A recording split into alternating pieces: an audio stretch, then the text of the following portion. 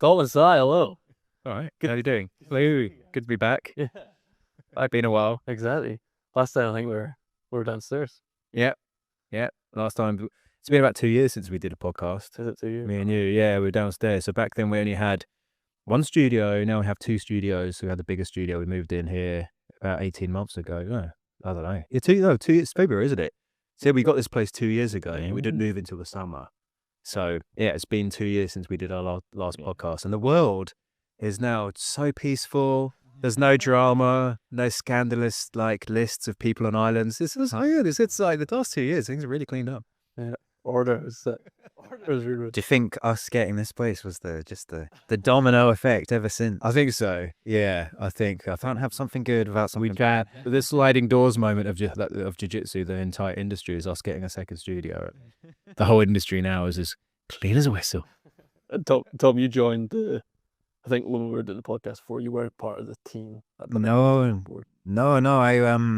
That's kind of when I started working. It was kind of that March time. I think I did like some freelance stuff on website, and yeah, slowly weeded my way in. I stole him from corporate life. You did, Yeah. It was a conscious decision to get someone who actually was good at things rather than just some random person who came into a class. No, I was quite lucky. Yeah. So Tom is the studio manager. So I manage. Somehow I manage. Tells me what to do. So there's a lot of gyms don't have a studio manager. I think a lot of gyms, they have like just a bunch of instructors, and which is fine. And then the instructors kind of help the gym owner run things, which I think can really work. But with this guy, he'd already drunk the Kool-Aid because he was already a member. And then I was kind of like, can you help me out? And then try to steal him from his job. And eventually he was like, fine, I'll quit my job and do this. Still, I'm like, really? I remember that conversation, actually. I was like, yeah, I think I'm actually going to do it. And you were like, oh. I was like, I wasn't serious. I didn't think you'd actually go and do it. It's actually a bit sooner than I expected. Yeah. I was like, oh God, how do we navigate this? But because Tom comes from like a communications background, it's worked really well because he has like this. We're talking about you like you're not here. But he has this like a really good skill set you can transfer to managing a club, signing people on, communicating with dozens of people a day who come in and go, and that's not easy. So I think I've spoken to a few people who have started gyms, and it's not easy to do because you got to find a salary from somewhere and convince someone to come and join a project. But if you can get someone who has skills already in communications and marketing and project management, which he came from, then that is amazing in terms of building a business, as opposed to the usual way would be someone who's an instructor who already has a job in their spare time, they're going to help you out. It's just quite difficult. So yeah, I think that's really why we managed to scale up quite well, because your skill set, and you can just kind of slot it in, right? And just kind of went straight for it, which is good. And it really has grown, adding this new floor. You took on quite a lot of new members as well. Yeah, downstairs we had a waiting list, didn't we? So we still got a waiting list to some degree, depending if it's kids or adults or whatever, but we had a kind of brick wall of a waiting list downstairs because it was so small. We only had a certain amount of people we could have in any given class. But and obviously we with more space we could open up more. But that was one of the first things I did. Really went through it, right? Yeah. The waiting list, that took ages, didn't it? Because people are like, I've been on the waiting list for 3 years, and we're like, oh, whoops, sorry, years come along. So yeah, there was a big influx, and then we did some courses where we had intro to jiu-jitsu course, which is really popular, and we still do jiu-jitsu classes, but we did a course for 8 weeks, do jiu-jitsu twice a week, and that really brought in a lot of members. And so now we have pretty busy classes. Some of our classes are fully booked, members have to book in advance to get into them because we have a limit. We try to limit it 32 people in a class at any given time for safety and stuff. So yeah, it's going pretty well, I have to say. The new space is so nice, and and it's getting a bit dark now, but very nice and bright and natural daylight and airy and stuff that people really seem impressed when they come in, because it's just not like a lot of gyms. It's very nice. A number of people that mention that when they come up the stairs and they just look in, they go, oh wow, you know, I think it's a lot different to what people have in their minds about what a BJJ gym looks like, or like martial arts gym in general. So I think because it's all about location, and it's like most of the time you tend to be forced into having a gym like under a railway arch or in a garage or an industrial estate, which is, you know, it's just the way it is whatever's available. But we're just lucky that we were downstairs and this room became available. This was an office space before it was a digital design agency. And for a while I had my eye on it and I was like, yeah, we'll take it. And the landlord was kind of like, really? And anyway, so that's worked out well because it was kind of a blank canvas, you know, and it's got loads of windows. So it makes a really big difference. A lot of gyms, they're in basements and stuff, and it's quite difficult. You know, it's just there's no natural light, and obviously that's what people kind of want for their own mental health in that. And it kind of, you know, creates like a certain atmosphere. So it's like got a kind of nice, clean studio vibe to it, and we put like some nice artwork up and that. So I think it's pretty modern, but you know, not everyone's got the luxury of a place like this. So you know, hopefully long may it continue. It's a really nice space. So we're really happy to be here. It is one of the most beautiful gyms I think I've been to, because as you say, often for some reason, whatever reason that may be, martial arts is in a storage unit or just and part of like a shopping mall, or they're just not always the most aesthetic places. But I remember moving up here, and even like that addition to changing rooms and the shower as well, and just having actual facilities and stuff, and the reception area as well, because we've got an entrance there, so it's roadside. So we have like our merchandise and stuff, and Tom's often there, like welcoming people in, and that makes a huge difference because downstairs it was like car park and in. Yeah. So like just like trying to stop the leaves blowing in to the mat space was a battle in itself. Immediately, what I was gonna say, like the ability to separate cleaning, like if you can clean up here, without worrying about, you know, half a bush going in through the door, or somebody just forgetting to take their shoes off, and you're like, mud is already on the mats and we just cleaned it. So it's nice that we can keep this space as clean as possible, so people can wait down there before class. And it is such a unique business and service to provide, in that I often say outside of jiu-jitsu, it's completely inappropriate to have any kind of physical contact in any professional setting, or anytime you're out in the street and there's strangers around. It's not acceptable in today's society to really touch anybody ever. And then you come into a jiu-jitsu gym and you're attacking submissions, you're trying to choke people, you're trying to joint lock people. I think like this is the kind of stuff that hopefully I speak for Tom here, but he can tell me if he doesn't agree. What I like to talk about is the cultural stuff of jiu-jitsu, rather than being too bogged down in like the technique and the meta and what the latest kind of best training philosophies are. Like all that stuff's, you know, interesting. But I think like you said, people, when you start doing jiu-jitsu, you have to pick a partner immediately, and you pretty much have to get hands-on with that partner. So it's very intimate and close quarters. And that you have no choice but to talk to them and actually like strike up a conversation. I guess you could do it without talking, which would be weird.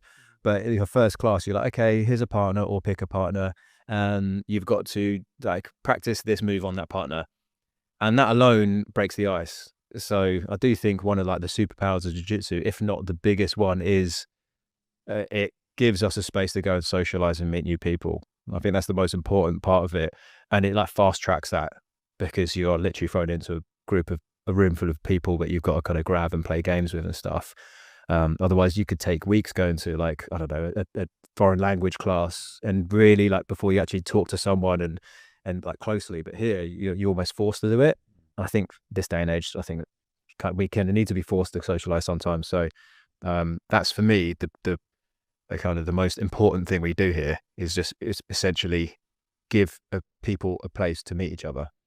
It's lovely when you see people come through like our intro classes. They meet somebody there, and then join the club through wanting to do our core curriculum, and they stay together and they come to each class there, and they make a pal, and they start meeting more people. It's really nice to see the inception of people actually joining the club, when you get people coming back and arranging privately to come back together. That's quite nice. Yeah. it's nice to hear that people have gone out and hung out with each other, which is nice. So like back in the day, I'd like to be invited, but now I don't want to be invited. I don't want to go out. I don't go out with these people. But it's nice when you hear, I wouldn't mind being invited every now and then, but you hear like people like on a Monday or Wednesday or whatever, and they're chatting about what they did at the weekend together, or people will talk about, I went to Thingy's gig, or you hear that this lot went to the cinema together and they're talking about the film. That's so nice. That is, for me anyway, like the reason, you know, raison d'etre, the whole reason we did it, for me anyway, is to like see people make friends on the mat. Because I often give like speeches at gradings and stuff, and often a lot of the silly anecdotes I've got are talking about the stupid stuff me and my mates did when we met at jiu-jitsu. And I usually tell those stories purely to try and encourage people to make mates and friends here, because otherwise I wouldn't have the stories if I didn't like hang out with people I met in jiu-jitsu. Because it often like takes over your life. Like you start doing jiu-jitsu and within like a year you're like, oh, all of my friends, I don't have friends who don't do jiu-jitsu. They don't, you know, I either ignore them or they've just like disassociated themselves from me because I've gone weird and just do this weird sport 4 times a week. So you tend to like, that tends to happen naturally anyway. So you might as well embrace it and like try and make some lifelong friends on the mat. It's pretty cool. So that's like one of the most important things I think that we do here, is try and give people that opportunity. How do you do that? How do you create an environment and a culture where you can facilitate social relationships happening? You reckon? I don't know. I think you just got to be interested in people. Go in. I find when I'm meeting people for the first time, it can be really like a worrying thing coming through the door to a martial arts gym, because you just don't know what to expect a lot of the time. You're also seeing us for the first time on Instagram and online, and you never know how much there's real things online at the moment. So I think for me, when I was coming, I was really worried about that, putting my hands on somebody and learning a move and being physical, because it's daunting. You know, I wanted to learn some self-defense when I started jiu-jitsu, and then it turned into more of a passion and an interest after that. But a lot of it, yeah, but and a job, yeah. But there are a lot of people that come to our like introductory classes that are the same. They're wanting to feel safer outside. So I think for me, what I think is most important about my role is just to be welcoming and ask people how they're doing, how they like, why they wanted to get involved with like a martial art, or if they've done anything before, and just get them talking, feeling comfortable. And yeah, I think the environment, the people that are here, are so amazing. We've got so many amazing club members that it's them too. It's not just us. And our coaches as well. So everyone who teaches here, you know, like it's like a conscious decision to only ask certain people to teach if they reflect our brand and our MO, you know, that like jiu-jitsu should be for everybody and you shouldn't exclude anybody, and it should be safe, and don't take this stuff too seriously, just have fun. That's pretty much it, right? So if someone isn't on our wavelength, we're not going to be like, hey, do you want to become a coach? So there's that. It's like the staff, like this guy's like the concierge or the maitre d'. Like, you know, people are coming in, he's like, oh, I'd recommend tonight you have the lobster. Like this guy's like bringing people in and like, and making them at ease and showing them around. So there's the front of house. And then I guess I'm like, sometimes have to match make. Hey, you go with you know, like make sure that people are comfortable. And also at any given time during a class, if you see someone's uncomfortable, go like, you know what, how about you split off and go with those guys, or you guys, or like, hey, can we create a 3 over here so you have time to like rest and watch? And it's a constant management like task to do that. Otherwise you could just, like we talked about before when we did podcast before, like if you take your eyes off it, it will turn into a cesspit of violence, you know, because we're still doing like a contact, like a combat sport. So, you know, even at the bare minimum, anyone who's going to do this sport, unless you've just signed up on a whim and you just don't know what it is, most people have done their research now because there's the internet. So most people who do this sport and let's say do it for at least a couple of months are willing to do a sport that involves grabbing another person. So they've already made that decision generally. So there's a whole host of people who would never even do that. Do you know what I mean? Most people, most sane people wouldn't do it.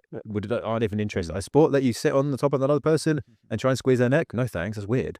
I'll go and play tennis. So Like I think our job is really to try and make it accessible to those people. In a business sense, it's a bigger market anyway. But like, it's not that hard to like convert someone who's already got a bit like does boxing, or someone who's like that way inclined that likes doing martial arts and fighting to try jiu-jitsu because it's kind of trending at the moment. Much harder to convert as a bit of a, a kind of strong term, because I'm not like actually a cult leader, even though maybe I am. But to try and encourage and support people to try a sport they wouldn't usually try, that's what's really difficult. That's like very tricky, because increasingly this sport, in some ways it's becoming more mainstream in an actual industry, but in other ways it's like, you hear these stories of people being accused of like sexual misconduct and assault and stuff, people who run the clubs. So you also don't want the industry or our products to be like have that association where like, oh, it's a dangerous thing to do and there's predators there. So like we have no choice but to keep trying to make it as friendly, as inclusive as possible. And you do that by doing a million things, by being friendly, partnering people up with appropriate people, only letting safe people even join the gym.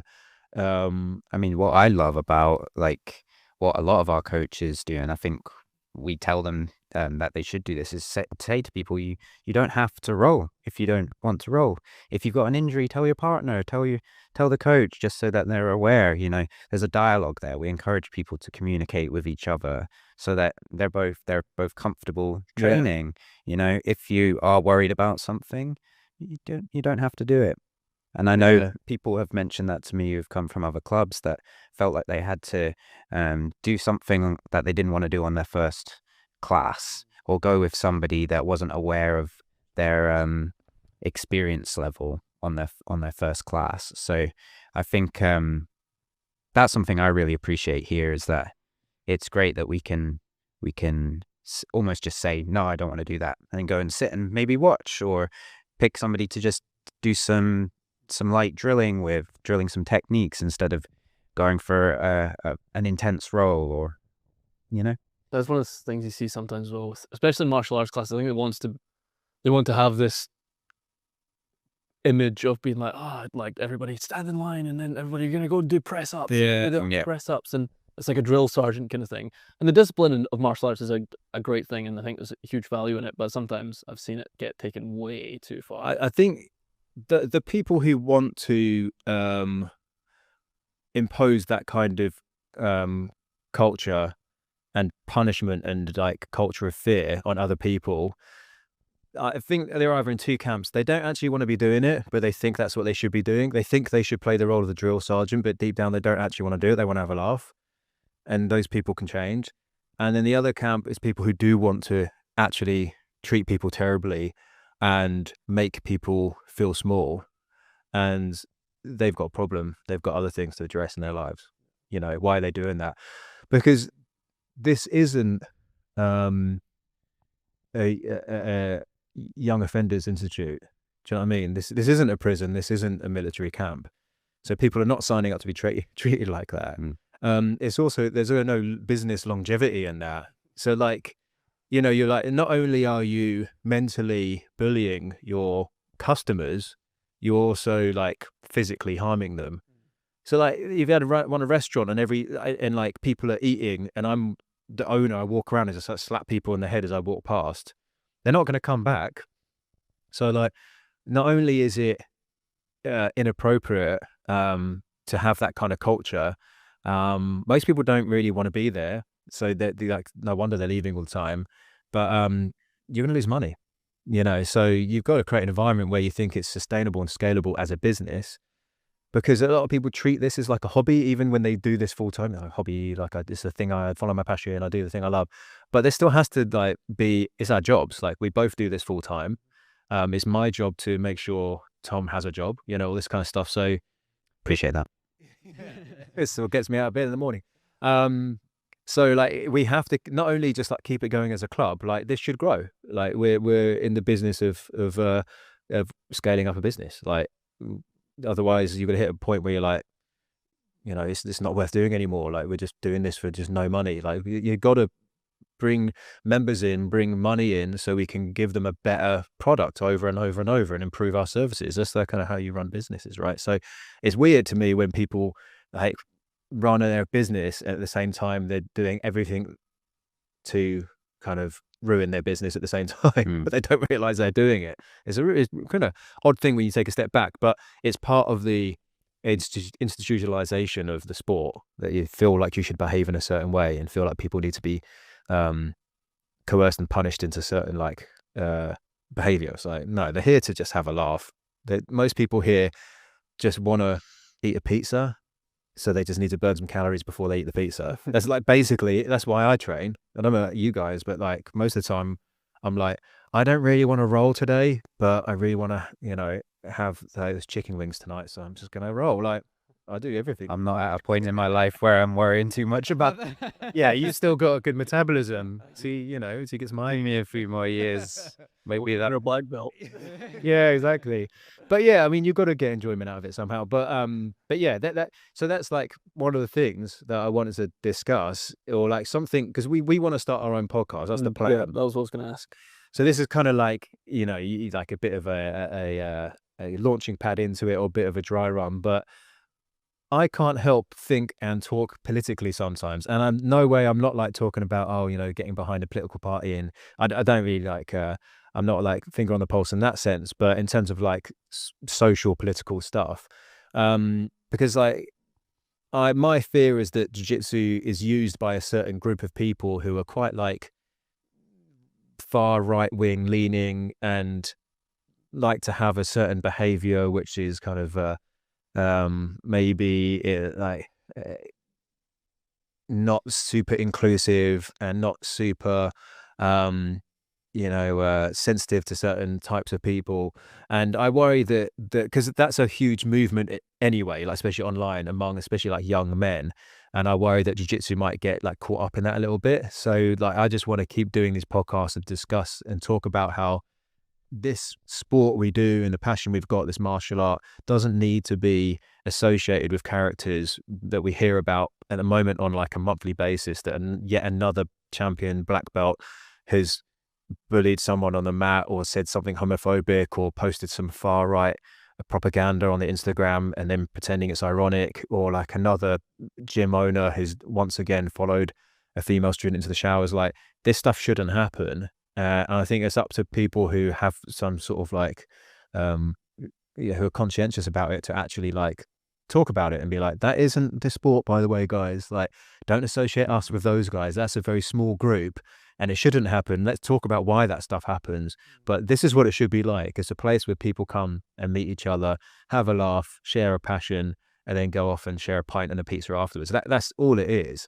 Because increasingly in like society, especially at the moment, you know, we could get political, but like third spaces are closing down. Like, we don't have a place, you know, you've got home, you've got work. There aren't that many third spaces for people to come and meet other people, you know, and it has this effect that a lot of like people aren't partnering up, and people aren't like, and I'm not going to suddenly go, everyone should have a partner and have a kid by a certain age at all. But like, you need space, social spaces to go out and meet people, as simple as that. And like, a lot of people aren't drinking, going to the pubs and stuff. So like, we see this as a project not only to like help people learn self-defense and like give them some self-confidence, but also just give someone a place to meet other people, to not be at home behind a screen all night, going into weird forums talking about red pill stuff. You know, like meet people, go out there. And the difficult thing is like, yes, but if I go to your club, I have got to grab someone and someone's going to try and squeeze my head. So like I said earlier, it's like, how do we make this sport even more accessible to people who are a bit nervous about that? Because I want all types of people to meet people here, not just meatheads. So that's our constant, how do we do this? It was so nice. We just had a grading where people get their sort of stripes and their next belts last weekend, wasn't it? And the number of people that mentioned that sort of third space thing, that this is my place to go to, where my community is, or that was so nice. It's just so heartwarming when you hear that it's actually, you know, what we're doing is actually working. That's like the bigger picture thing, right? Like, initially put mats down and go, right guys, I'll teach you some jiu-jitsu and it's fun. But like, the bigger picture thing is like, can you sustain that? a community that keeps coming back, and after a few years they're still friends, go to each other's weddings. That kind of like that's the real like important stuff, because then the club will keep going and these guys will want to keep hanging out with each other. And that is the problem. Like there just isn't enough places, like youth centers being closed down, like sports centers, leisure centers getting closed down. You know, it's too expensive. Councils that sometimes don't help. So like it's up to us small business owners to be able to like provide places where people can actually meet with their mates and hang out. And it's up to us to be like, cool, you don't have to fight each other every single night when you come here. You can just sit and watch. You can hang out. You can sit over there and talk about Dungeons and Dragons. I don't care. You know what I mean? Like you don't have to, like you get, like I said earlier, some people they come here and they're like, oh, I used to get scolded because I didn't train and roll every single round. Like, cool, you don't have to. You're paying us money. You don't have to. It'd be great if you do some, but you don't have to every day. So you need to encourage people to come, you know? I would quite like to talk about Dungeons and Dragons if you got a minute. Podcast, that's the cult that You can't just dangle the sort of the fruit in front of me. And I'm gonna grab it one day. One day I will. One day you'll try it. I'm sure we'll find a way. Yeah, so you work hard to try to create an environment, a culture, a space where it is inclusive, people from all walks of life, all levels of jiu-jitsu ability, I suppose. Both sexes as well. There's one thing I think martial arts gyms I've observed many times training around the world is that it will the sex ratio will be literally sometimes like maybe over 95% male to female, and then some of it is just like 100%. It just becomes like as you say, just like this hyper competitive, hyper masculine space where these guys coming topless and just grappling and fighting day in after day after day. Maybe at the pinnacle of sport, completely understand why they do that, but as you're saying, like to open it up to allow everybody to take part, people who don't want to have this crazy level of competition every time they train. Yeah. Don't the risk of injury as well. Well, yeah, the injury like rate goes up if you have a gym like that. What I like to put on record is like there is a place for gyms like that. I don't want to be the guy who's like competition sucks and you shouldn't ever have any places where people train hard, because like there are like they're great. They are great because we like watching the pinnacle of the sport. You know, we'll watch like, you know, like Polaris and ADCC and like the Worlds, IBJJF and stuff. And a lot of a lot of people who get to the pinnacle have to train in those places. They have to train in pretty rough house gyms. They've got to go hard. They've got to be selfish. They've got to focus on themselves.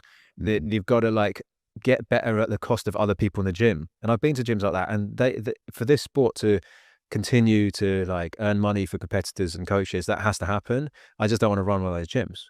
I think like the sport's big enough now that you can pick and choose and be like, okay, I don't want to serve steak, I'll be a pizza joint. Like I think there's enough people. And my theory is the people who want to do that, it's great. I respect them a lot. I used to be a bit like that. That's actually the minority. The majority, who I like to think, who want to try the sport anyway, don't actually want to do that. They want to have a friendly space that you can work hard, train hard, break a sweat, really like, you know, try your hardest against someone and not be hurt, or sit and watch sometimes and focus on technique, or, you know. So I think it's important to that there are all types of gyms out there, but I don't want a gym like that because number one, people get hurt. 2, it's hard to sustain as a business.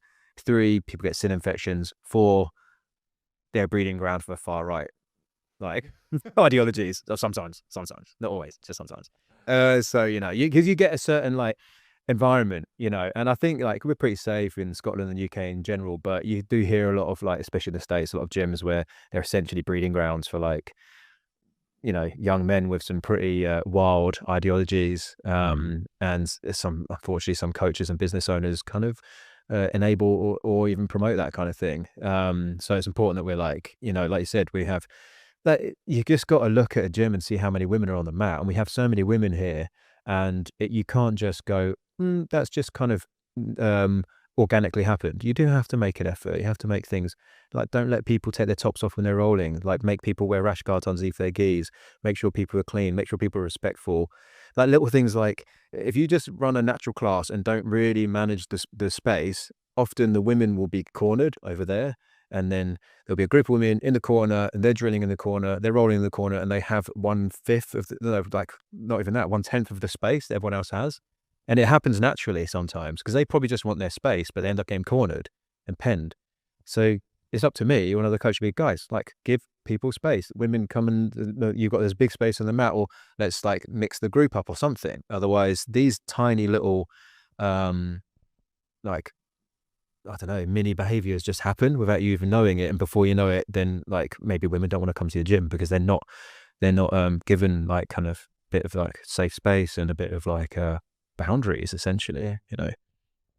Yeah, that's what I was going to say as well when you're talking earlier, just about allowing people to set their own boundaries of like, I don't want to roll today. I'm injured. I am not well. I just want to watch. I want to sit in the corner and talk about Dungeons and Dragons. Obviously, again, within the certain context, and you know, you can't host a class and have people talk about Dungeons and Dragons in the corner, but just allowing people to set their own boundaries. I remember I was involved in the intro to BJJ classes. Yeah, of course, yeah. And there were some people that were, I remember there was one guy that just had to, he was just sitting down. He didn't really explain why he was sitting at the sides. There was something obviously not up with him, or not with him. Checked on him.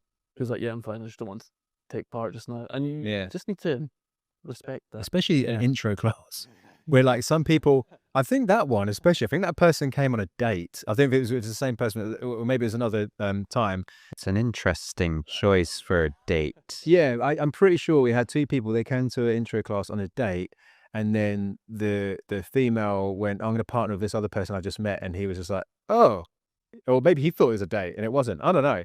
Yeah. But like, you don't know what dynamics going on there. But equally, like, especially at intro class, sometimes I'll say to people, like, you can just watch, it's fine. Do a couple of the positions and then watch.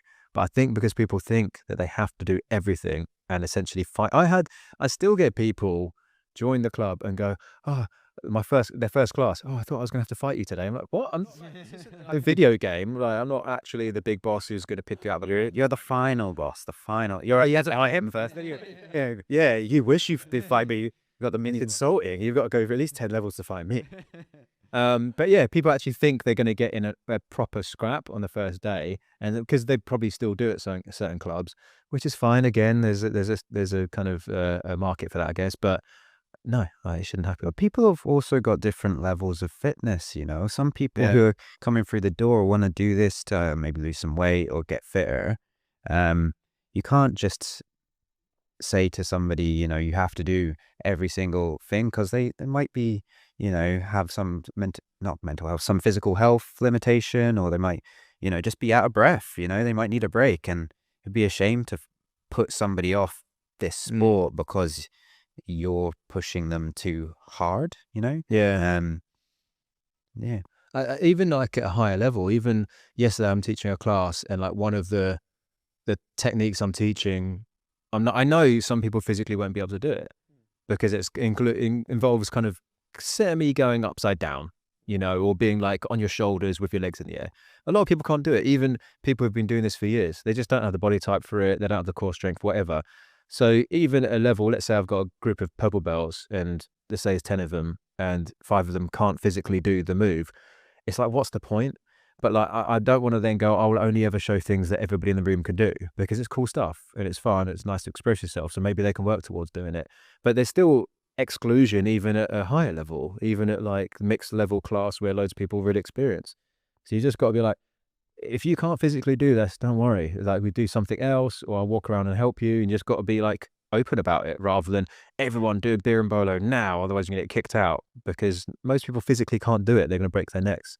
So you've got to, like, not just a beginner, but you've got to, throughout instructing and teaching classes, you have to have that in mind. Otherwise you're basically excluding people and you don't even know it.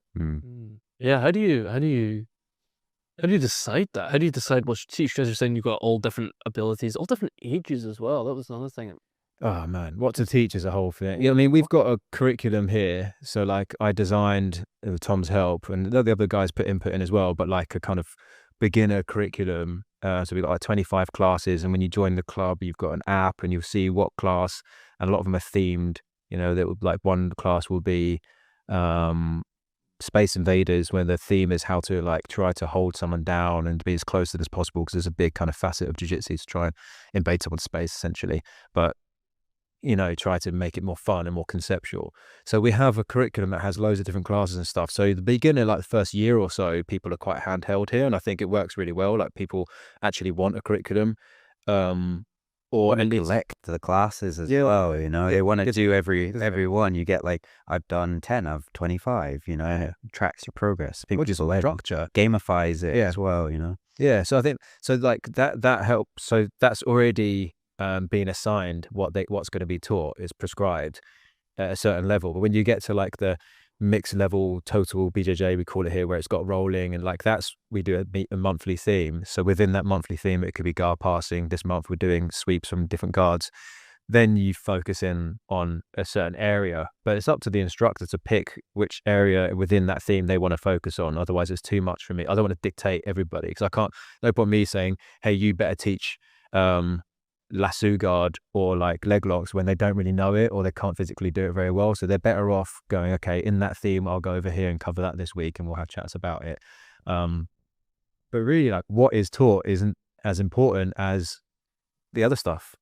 What is taught is important, but like we have like mini games, and like we have different methods of making people like develop skill and stuff.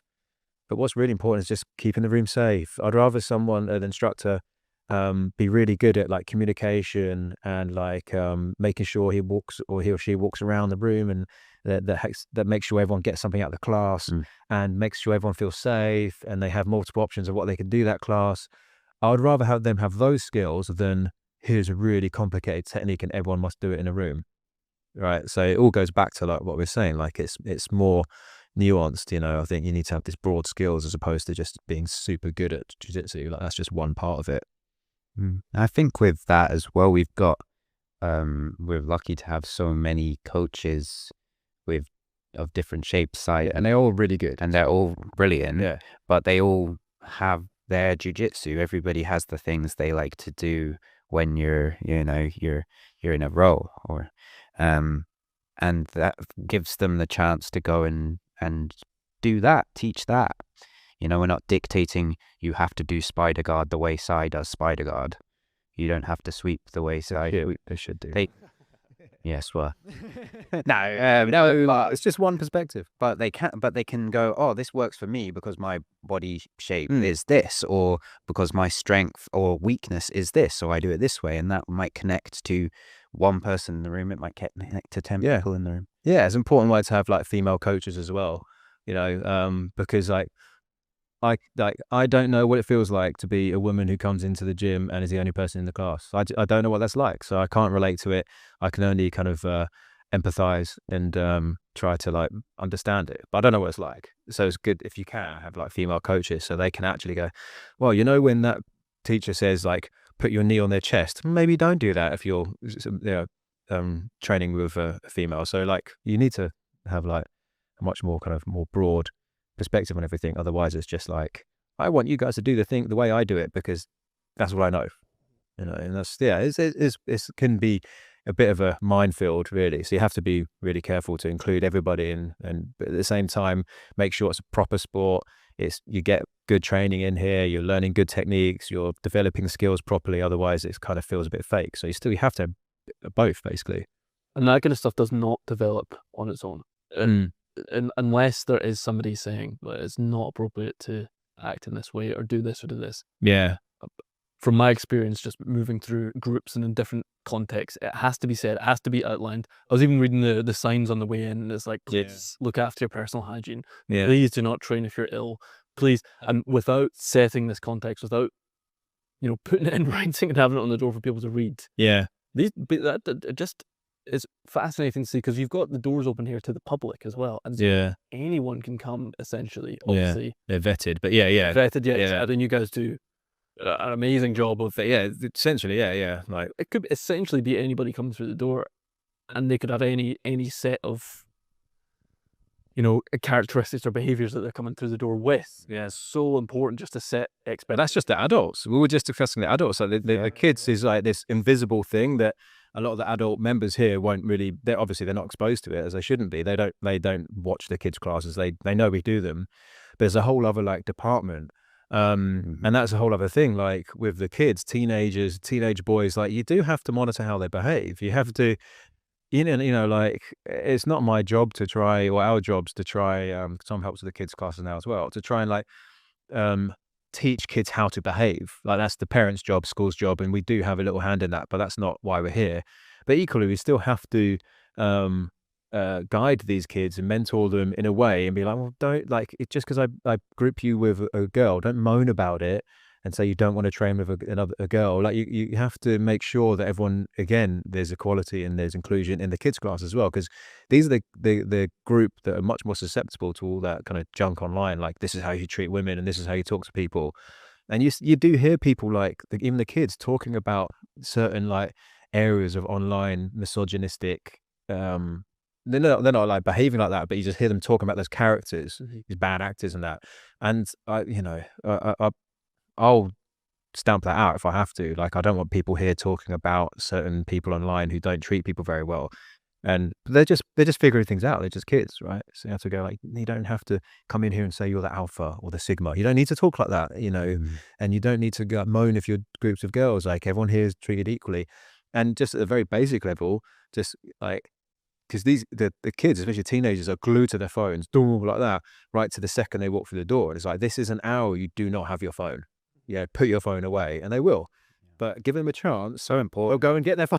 Yeah. You go get a drink of water, and they'll go in there, and then you look around and they're on their phone, and it's like, this is like, I'm sure your parents aren't paying us for you to go on your phone. So an hour, get off the phone, get off that like way of thinking, and like have someone in front of you, have a conversation. And we like to talk to the kids, all the kids instructors here as well, it's not just me and Tom, about what they do at school and what they're doing outside. Like you have to, there's not many places in society these days, apart from like church and stuff, where kids get to socialize with adults, and it dawned on me a few years ago when I was teaching kids and I was talking to them about school. Well, not a few years ago, it's about a year ago, I guess.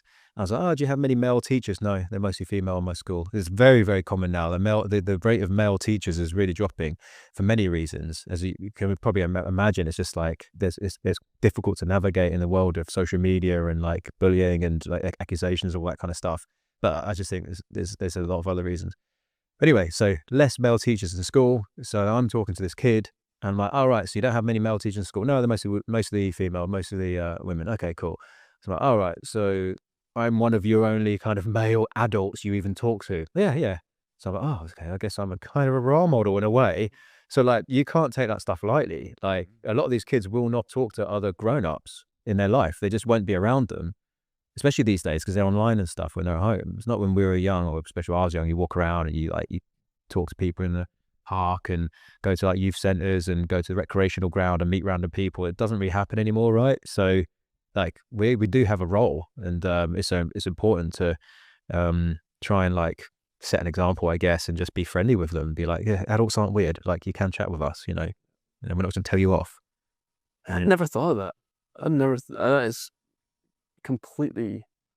That is a massive responsibility. Either way, yeah. Has it struck you, that kind of thing? Not really yet. I think I've only been doing it for a little while, but I think it's just another skill as well. Teaching kids is the first thing I realized was like, oh, they will literally say anything. They don't really understand what they're saying, so they don't really understand what they're seeing online. They're just saying things back, and they don't understand the gravity of like, oh, I'm going to check my phone for the third time in 5 minutes. They don't understand they can't self-reflect. So it's, whereas when you go from an adult's class to a kid's class, it's like, oh, this is very, very, very different. Yeah, so you do. Kids can't, I can't, but especially kids can't compete with a multi-billion-dollar industry that has kind of warped, like can hijack their brain to get them to steal their focus and attention for hours on end. Like they can't compete with that. So all we can do is try to take them away from their phones for like an hour. But it's weird, like some of the kids, they're amazing. I love it. Like They say weird stuff. because they're saying this online language. I don't even know what they're saying. I have to go home and research some of it. They'll be like, hey, do you know this word? Are you one of these? I'm like, what even is that? Like the Sigma thing. I didn't even know what it was. I looked it up. It's like, oh, be a lone wolf. Like it's the lone wolf, like outsider, the John Wick character. So I get how that's like appealing, like it would be as you're a kid. Like from years ago, like 50 years ago, people would have been going like, oh, John Wayne, cowboy, lone wolf. Like that's appealing to a young boy.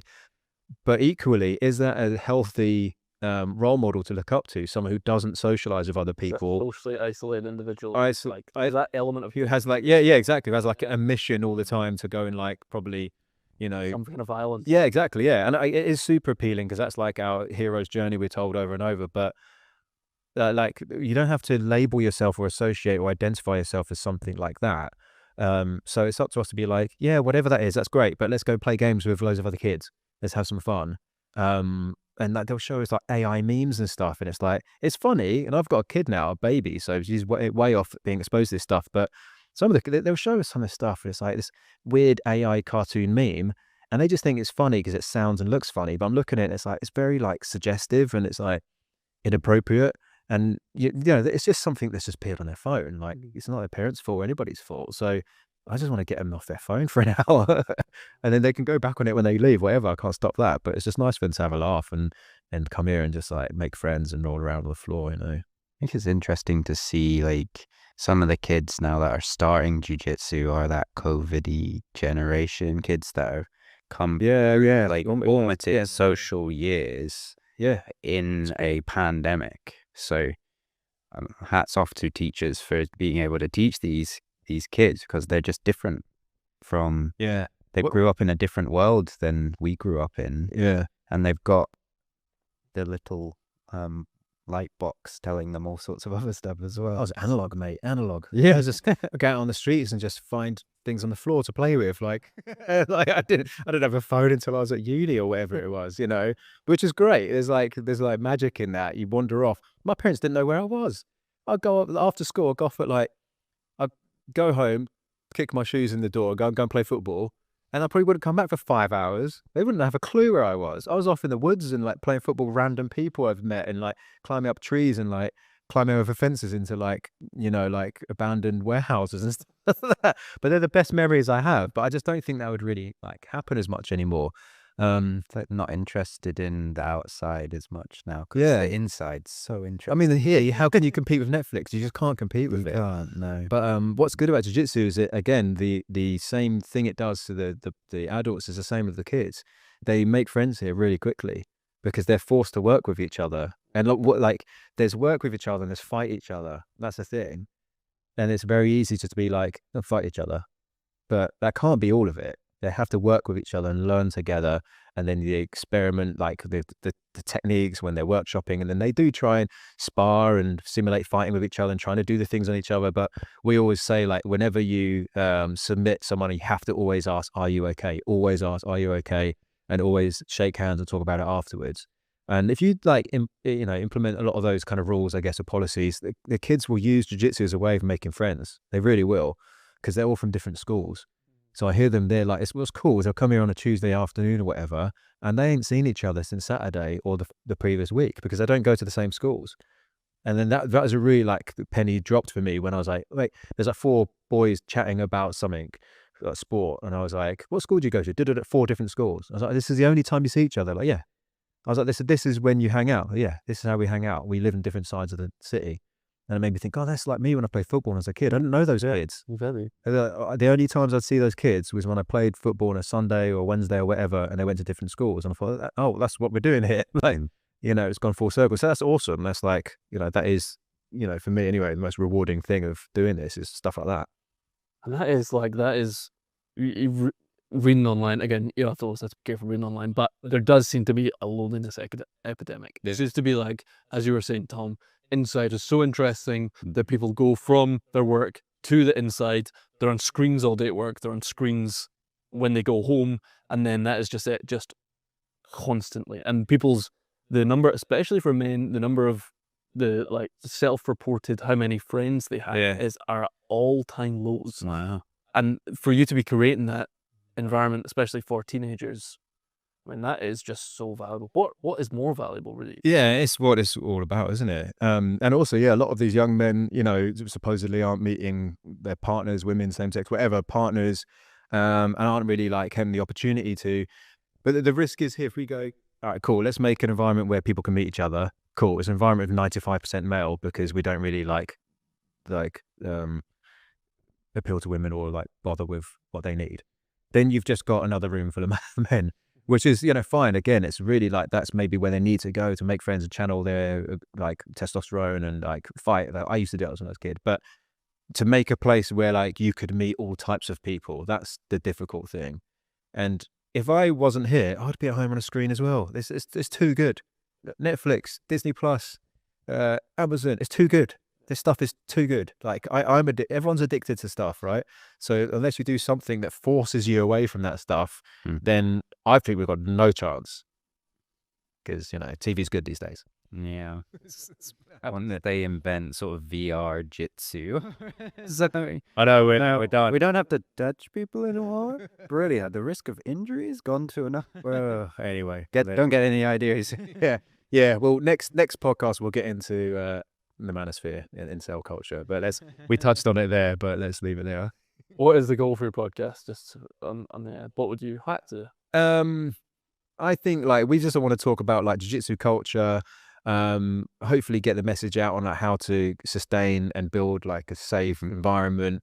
Not to say we've cracked it and everyone should follow suit at all, just to give a bit of like insider. This is kind of what it's like day in a life of running a club. This is our opinion on like how like safe, like not super competitive, but like decent, good training should look like.